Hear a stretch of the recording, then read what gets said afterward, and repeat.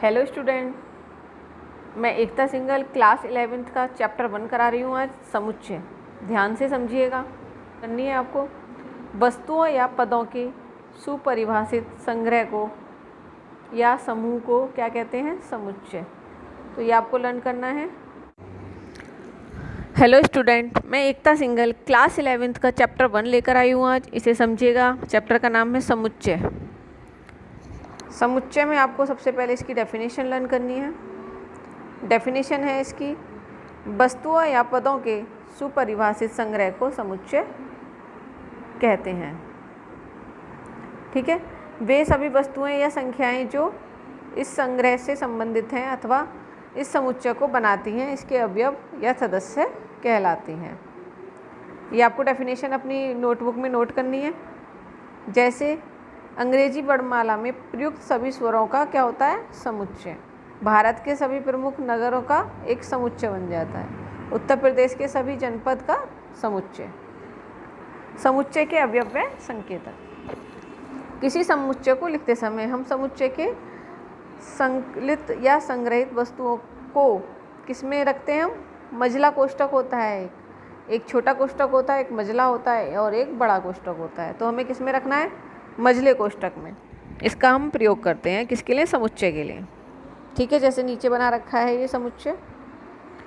इसमें क्या बना रखा है? जो भी हमारे ए बी सी आ रहे हैं वो किस में हमने करे हैं? मझले ब्रैकेट में। ठीक है,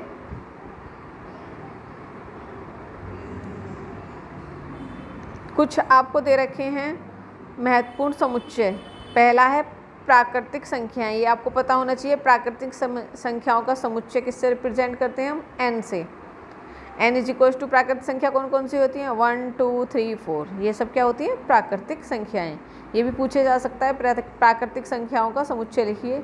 तो आप इस तरीके से लिखेंगे क्या? n is equal to 1 2 3 4। वास्तविक समुच्चय। वास्तविक संख्याओं का समुच्चय क्या है? किससे रिप्रेजेंट करेंगे हम? r से। तो ये हो गया हमारा वास्तविक संख्या है। वास्तविक संख्या में क्या होता है? x एक वास्तविक संख्या है। ठीक है, पूर्णांकों के समुच्चय को किससे डिनोट करते हैं? i से या z से। पूर्णांक कौन कौन से होते हैं? पॉजिटिव भी और नेगेटिव भी क्या होते हैं? पूर्णांक। धन पूर्णांकों का समुच्चय i से रिप्रेजेंट करेंगे तो i प्लस, z से रिप्रेजेंट करेंगे तो z प्लस, और संख्याएं कौन सी हो जाएंगी? प्लस वाली सब। और ऋण पूर्णांकों का समुच्चय क्या कहलाया जाएगा? i माइनस या z माइनस। ये हमें दे रखा है, माइनस के सारे आ जाएंगे इसमें नंबर्स। परिमेय संख्याओं के समुच्चय को किससे रिप्रेजेंट करेंगे हम? q से। ठीक है, जो भी परिमेय संख्या होंगी उसे हम q से रिप्रेजेंट करते हैं। यहाँ पर q का क्या होगा? p और q क्या होंगे? वास्तविक संख्याएं होंगी। और क्या होगा? p और q क्या होंगी? प्राकृतिक संख्याएं। और q क्या होगा? 0 नहीं होना चाहिए। अगर 0 होगा तो वो परिमेय संख्या नहीं होगी। पूर्ण संख्याओं के समुच्चय को किससे डिनोट करेंगे हम? w से। ठीक है, पूर्ण संख्या कौन कौन सी होती हैं? उसमें क्या होता है? 0 भी हम ले लेते हैं, 0 1 2 3 4। अपरिमेय संख्याओं के समुच्चय को किससे डिनोट करते हैं? t से। और सम्मिश्र संख्याओं के समुच्चय को किससे? c से। सम्मिश्र संख्याएं आपके में एक चैप्टर है, मैं इसमें समझाऊंगी आपको सम्मिश्र संख्याएं क्या होती हैं। x is equal to a plus i b. A B किस में बिलोंग करना चाहिए? r में, मतलब वास्तविक संख्या में। और यहाँ पर आई स्क्वायर की वैल्यू क्या होती है? -1। तो ये सब आपको इसमें लर्न करना है और अपनी नोटबुक में नोट करना है। अब आया टाइप्स ऑफ सेट्स, समुच्चय के प्रकार। पहला समुच्चय है आपका एकल समुच्चय। वह समुच्चय जिसमें केवल एक ही अवयव हो क्या कहलाता है? एकल समुच्चय। ये डेफिनेशन आपको लिखनी है। जिसमें सिर्फ एक अवयव होगा और किसमें होगा? मझले ब्रैकेट में जो अवयव होगा वो क्या कहलाया जाएगा? एकल समुच्चय।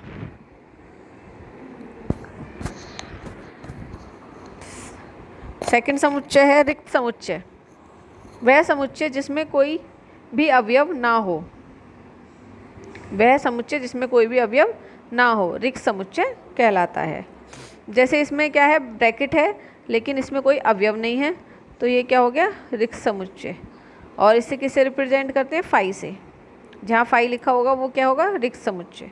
उपसमुच्चय, यदि दो ए और बी ऐसे समुच्चय हों जो समुच्चय ए का प्रत्येक अवयव समुच्चय बी के अवयव हो, वो ए का उपसमुच्चय कहलाता है। ठीक है, इसे किससे डिनोट करेंगे?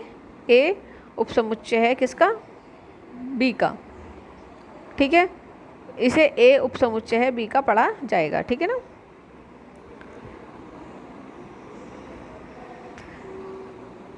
नेक्स्ट है आपका उपसमुच्चय कितने प्रकार के होंगे? 2 प्रकार के होते हैं, उचित उपसमुच्चय तथा वास्तविक उपसमुच्चय। तो प्रॉपर सबसेट कौन कौन से होते हैं? यदि ए उपसमुच्चय है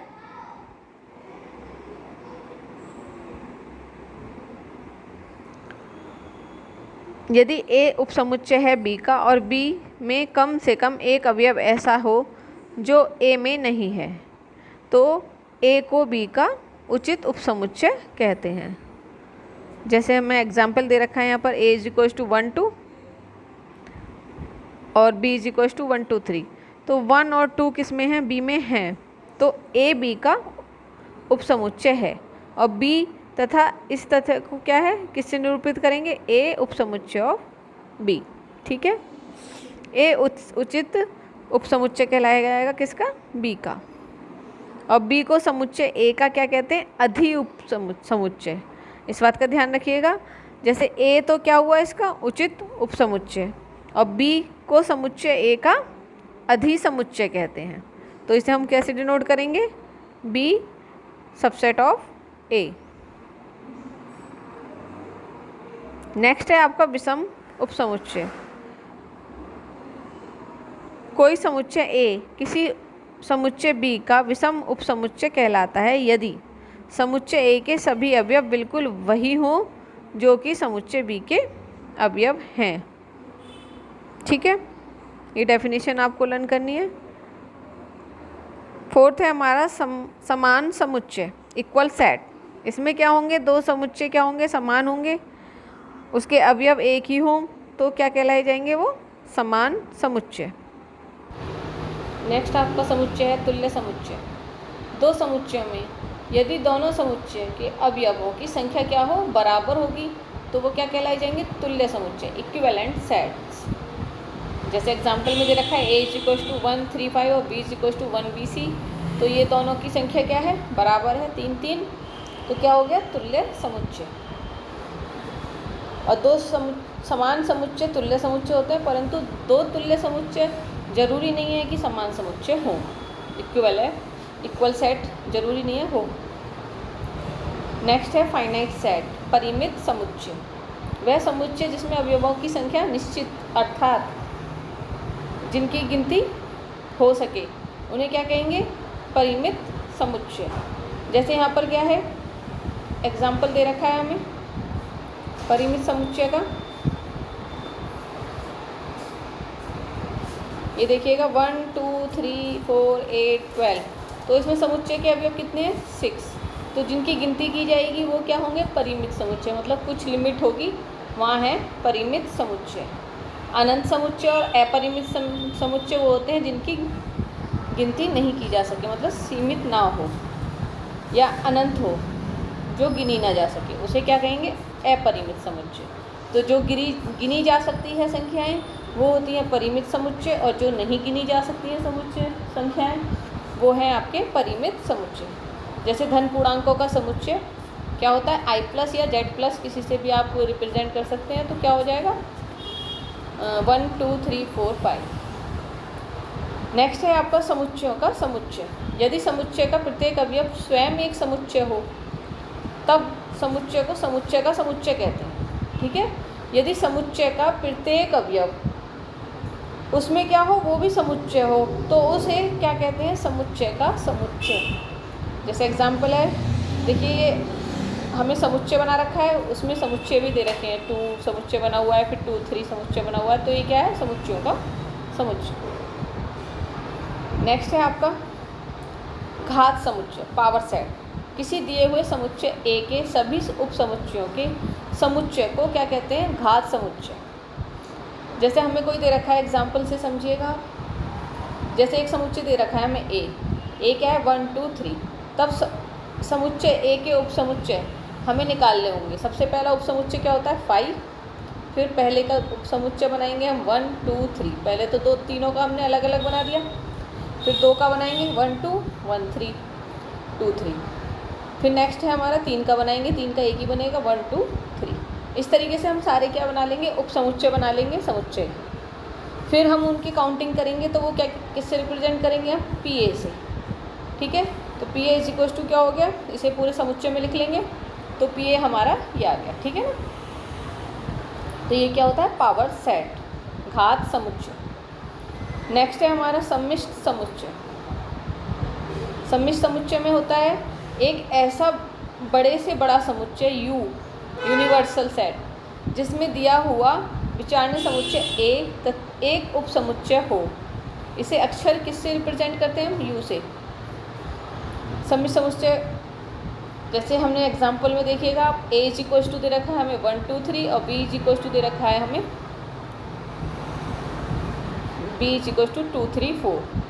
ठीक है, तो इनका अगर हम यूनियन बनाएंगे तो वो क्या कहलाया जाएगा, सम्मिश्र समुच्चय, यूनिवर्सल सेट। इस तरीके से आपके ये समुच्चय होते हैं।